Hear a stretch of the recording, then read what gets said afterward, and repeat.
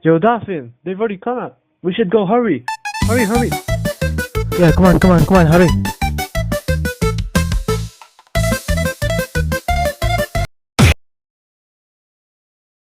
Oh no, my ankle! Dude, I think it's bleeding. Oh my god, this hurts, dude. Oh my god, Shafiq. Are you okay? Your face is bleeding. Come on, lean on me. Let me take you to the infirmary. Oh my god, what a terrible day. My ankle hurts like hell, dude. Yeah, what a bad day. But you have to be patient. Accident can happen. The important thing is that your wound has already been treated. Now, let's go pray. What do you mean? The medic said I should keep it covered, so I don't think I can get any water on it. Oh yeah, how could you do Wudu? Let's ask Ustad Abdan.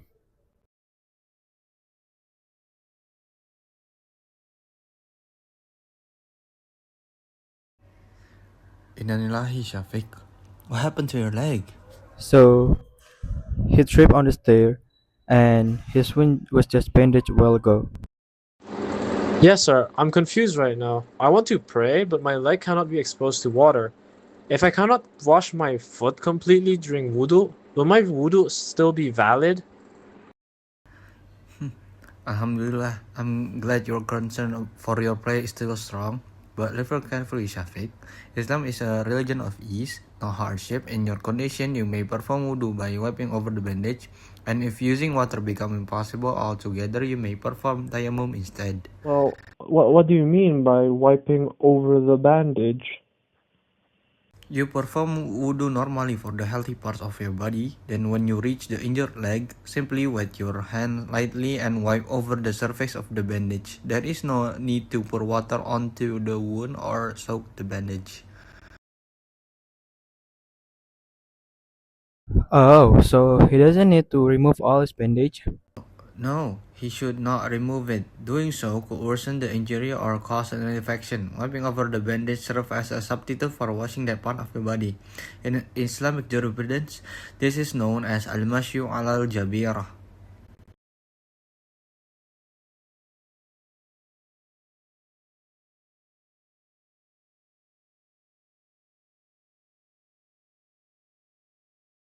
Alhamdulillah. So I don't need to wash my entire foot to complete my wudu. Allah knows the condition of His servants, Shafiq. Islam always provides relief for people facing difficulties. Wow, Islam really make things easier. Now go ahead and perform your wudu slowly, Davin. Please help your friend.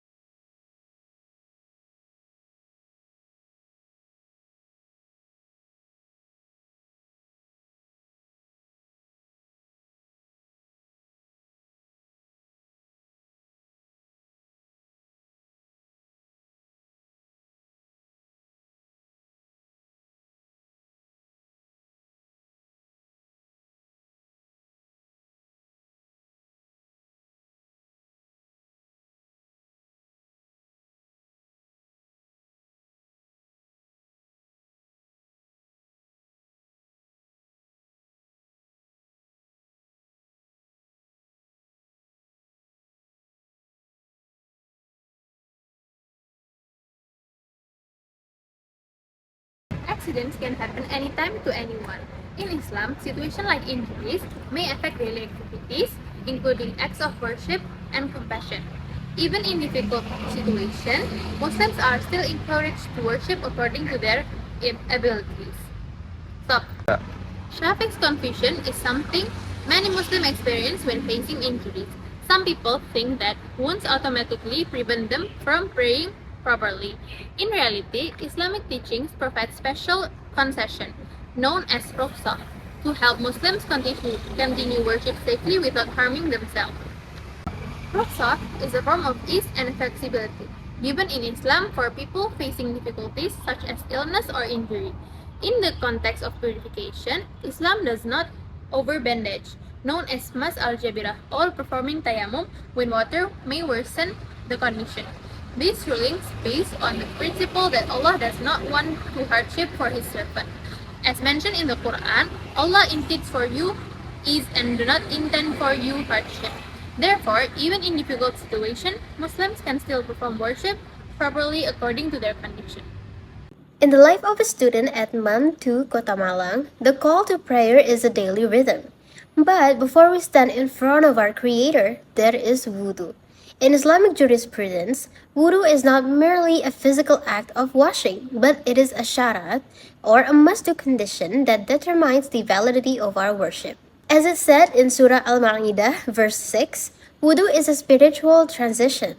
It is the process of taharah, or purification, by washing our face, hands, feet, and we are not just cleaning the skin, but we are preparing for our soul. Now for the student, wudu is a moment of mindfulness and discipline. But what happens when the discipline meets physical pain?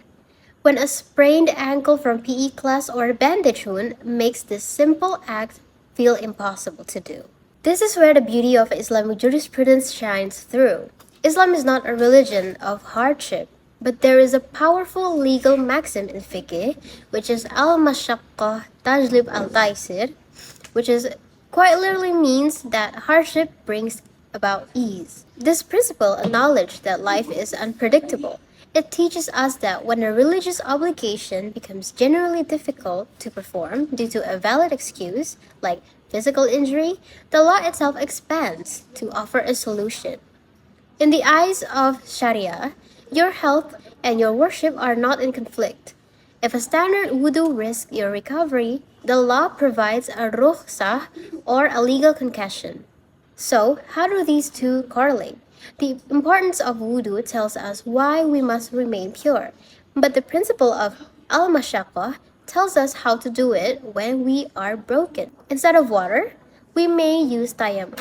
Instead of washing a wound, we may practice al-mash'ala al-jabira, which is lightly wiping over the bandage.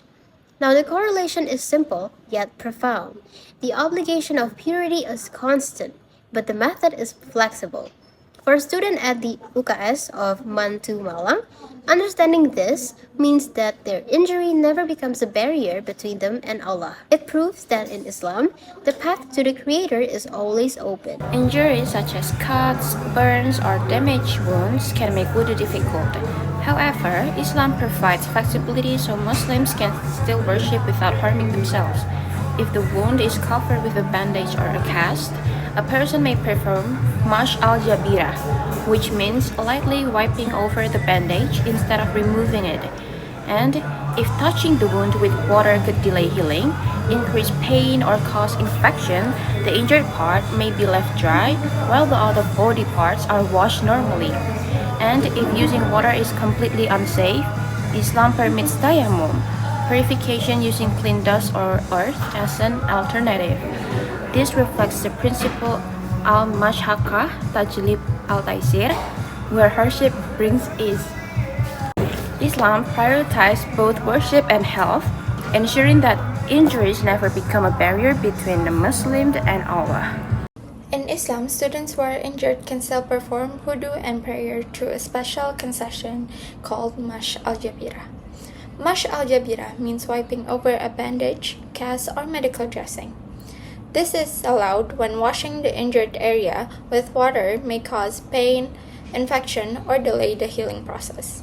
So instead of removing the bandage and risking more injury, the students can wash the healthy parts of the body as usual. Then gently wipe over the covered area once. However, if wiping over the injured area is also harmful, Islam gives another alternative, which is tayammum. Tayammum is a method of purification using clean dust or earth when water cannot be used. For students, especially in a school environment like MAN 2 Kota Malang, understanding mash al-jabira is very important. Injuries can happen during sports, practical activities, or daily accidents. By knowing this ruling, students can continue their worship safely while also protecting their recovery. So here, in Islam, many people know about tayammum, but most of them don't really know the real meaning of it. Because while most students only associate tayammum with the absence of water, it is actually a valid rukhsah, specifically for medical safety. So if a doctor of the school health unit, for example, advise that water will delay your recovery or cause infection, well as moisture often does, so tayammum, it becomes a primary method of purification for those who have struggled in doing wudu. So by choosing tayammum, you are applying the principle of al-mashaqqah tajlib al-taysir that has been explained before, which means hardship facilitates ease. So you aren't skipping your duty when you're doing the wudu, but you still fulfilling, but it but in another way that honors both your health and your worship. So don't let confusion about validity stop your prayer, because Islam ensures that your recovery and your ritual go hand in hand. In the clinical world, maintaining a dry bandage is not merely about patient comfort. It is a strict psychological necessity to protect the wound healing cascade. So when a student sustains an injury, the skin's primary defense barrier is compromised. The body immediately initiates a complex biochemical process involving hemostasis, inflammation, proliferation, and tissue remodeling. If an open wound or its sterile dressings become saturated with water during start wudu, this delicate environment is severely disrupted. Tap water is not sterile and introduces opportunistic pathogens. So when trapped under the wet bandage, it creates a warm, humid microclimate that acts as the perfect culture medium for bacterial colonization. Furthermore, prolonged exposure to moisture leads to skin macerations. The stratum corneum absorbs the excess water, causing the tissue to soften, swell, and eventually break down. This structural weakening destroys a newly formed epithelial cells and disrupts angiogenesis, which is the formation of a new blood vessels, crucial for delivering oxygen to the healing site. When the skin macerates, the wound age expands drastically, delaying recovery and increasing the risk of severe localized infections. Therefore, keeping the dressing completely dry is an absolute medical protocol. This clinical reality highlights the profound wisdom of Islamic jurisprudence.